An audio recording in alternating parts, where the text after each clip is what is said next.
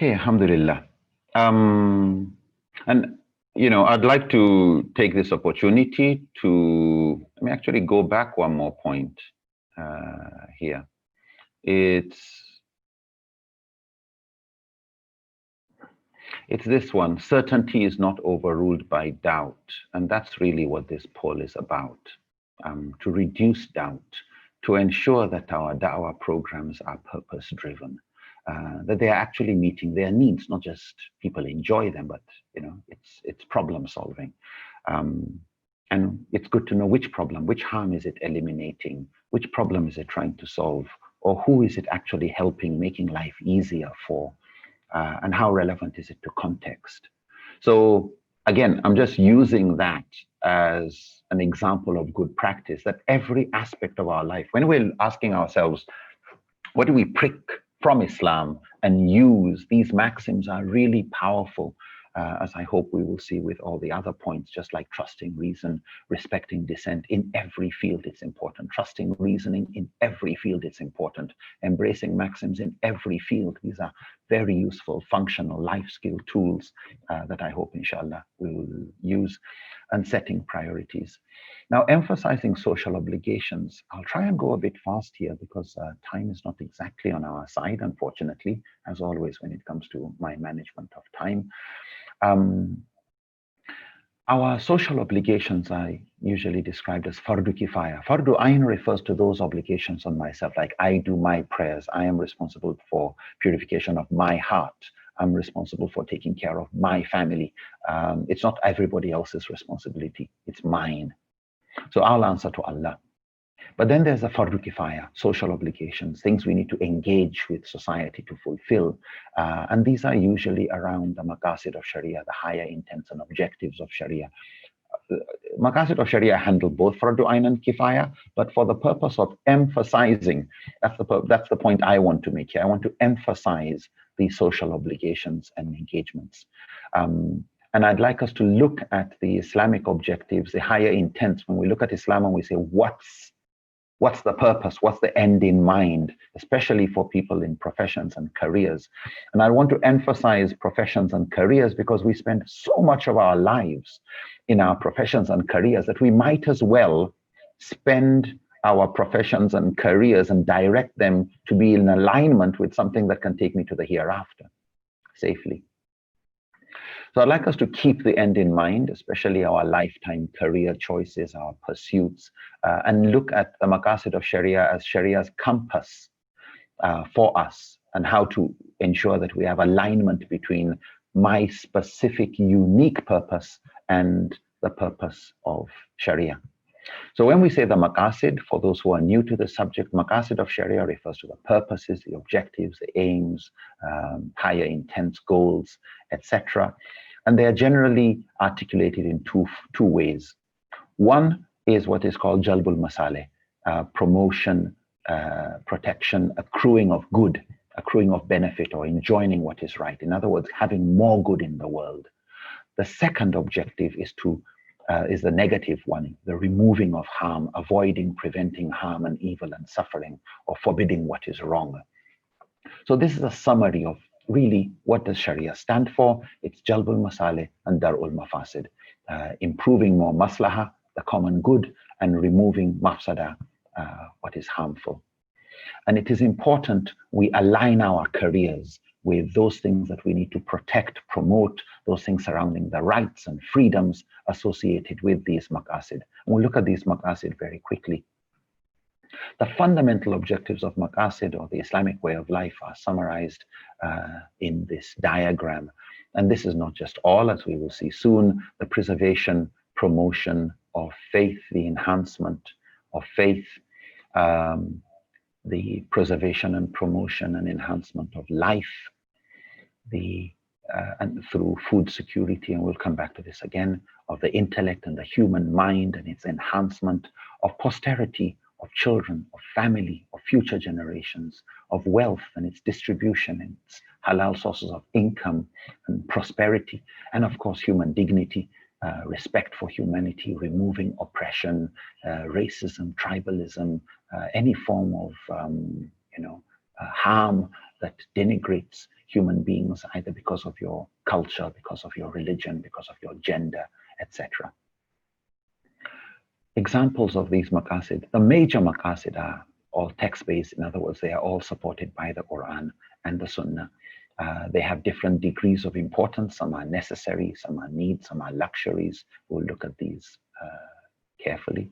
Some are individual responsibilities, some are collective responsibilities. So the protection and enhancement of many of these, some have what I have to do myself to protect my own life and my own health and my own food, but there's what I, with others, need to do in synergy to help society.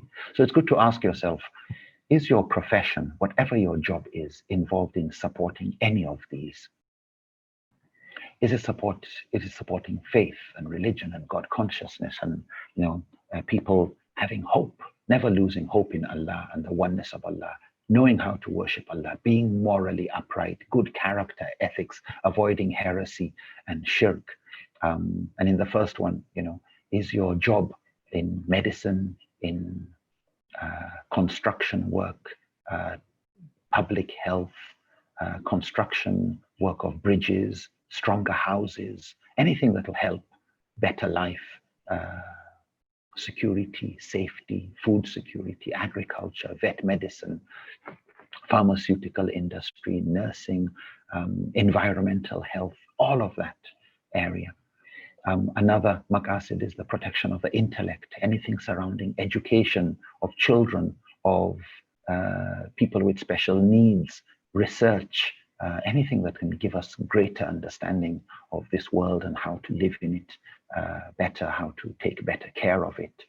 Psychology, psychiatry, mental problems and challenges, aging, anything that will help the intellect be more responsible. Issues surrounding drugs, as we've said, and narcotics and intoxication, and all of that. Then dignity of nations, of cultures, preservation of heritage and history, of respecting ethnicity and gender, age, status, religion, disability, respecting human dignity, property, wealth creation, equitable distribution, prosperity, family, marriage, lineage, children, posterity, next generation, sadaqatun jariyah, and all the laws and policies and administrative structures required to support all of these, the peace in society required to realize that.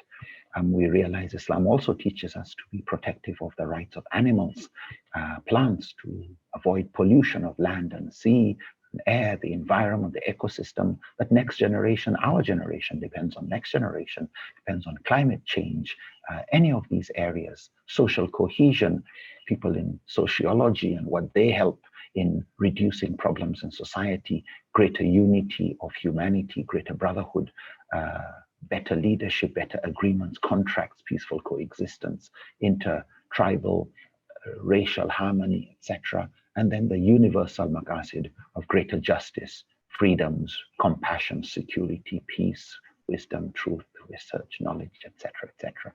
It's good that you look for professions in these areas, in something that's creating good or supporting something that is good. Ibn Qayyim al-Jawziyah once said, the foundation of Sharia is wisdom and the safeguarding of people's welfare in this life and in the next. In its entirety, it's about justice, mercy, wisdom, and good. Every rule which replaces justice with injustice, mercy with its opposite, the common good with mischief, and wisdom with folly, is a ruling that does not belong to the Sharia, even though it might have been claimed to be according to some interpretation. So the moment what you're doing goes contrary to justice, mercy, wisdom, and good, please put the brakes on. If, however, your career is enhancing justice, mercy, wisdom, and good, job creation, anything that's good, and the benefits are greater than the harm, then try and make that your path to paradise.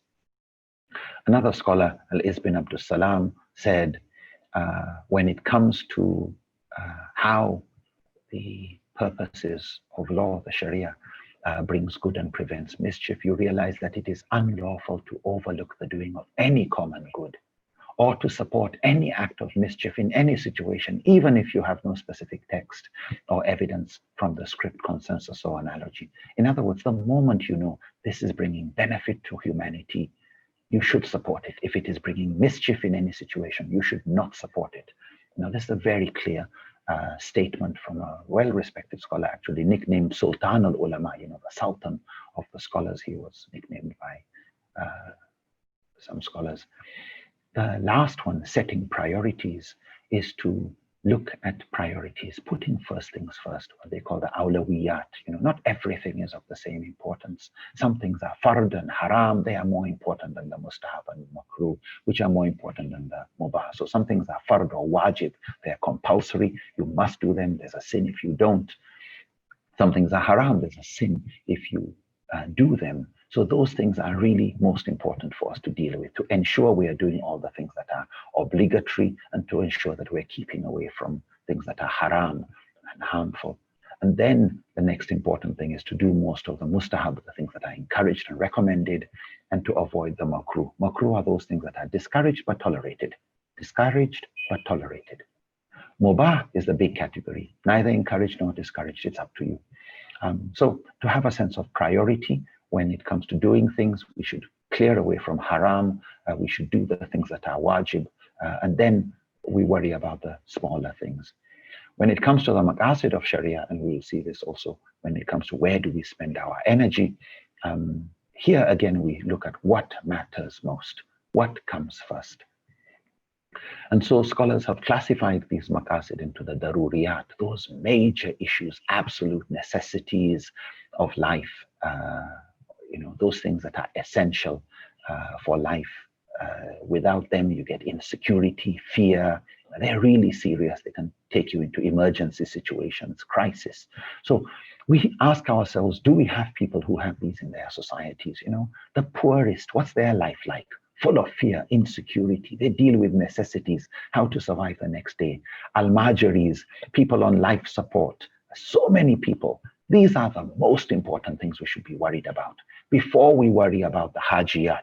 The hajiyat are the supporting structures, those institutions, supporting structures that make sure things don't go this far. So somebody may be in, having a doctor to take care of you would be a darura. Having a teaching hospital or a faculty of medicine would be a haja. It's institutions that support these. So we really want to make sure we have these supporting structures. And after that, you have the tahsiniyat. Those comfort, luxury related, the hakuna matata aspects of life. Those things where no worries, without them, we can continue. It doesn't put any stress on people. So again, have a sense of priority, because even our priorities in Sharia are classified for us. I'd like to remind us of a thing that I'm sure most of us know. And these are a few supplementary points I felt I should add before we move on. I'll probably, with permission of the organizers, just take another 10 minutes if you don't mind. Is that okay? That's absolutely fine. All right, thank you.